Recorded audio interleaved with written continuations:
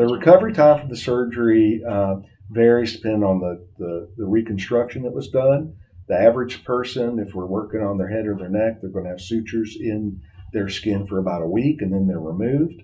The scar will mature over a period of 3 or 4 weeks. At that point, it's usually cosmetically in good shape, and final maturation of the scar can take up to 6 months. But usually at about the 3 or 4 week mark, you're going to be able to do anything that you want to do in terms of your social functioning.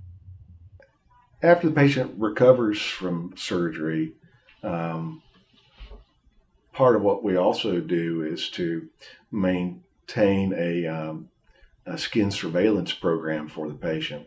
Patients who've had one type of non-melanoma skin cancer, either a basal cell carcinoma or a squamous cell carcinoma, those patients have a risk of about 1 in 2 of developing another lesion somewhere else on their body within the next 3-year period. So it is important that any of these patients that we see have evaluations on a regular basis. Generally, we'll see people about 3 months after surgery to evaluate the wound and the scar, make sure that everything's healing well. About every 6 months, we'll do total body skin examinations in the hopes of trying to find these tumors before they become large enough that they require surgery.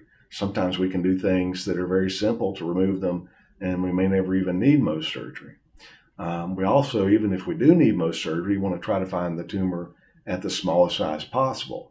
A lesion that's 3 millimeters and you find it and remove it is going to be a lot less work on a lot less pain on the patient's part, and a lot less work for that patient than if you find one when it's 6 or 8 millimeters.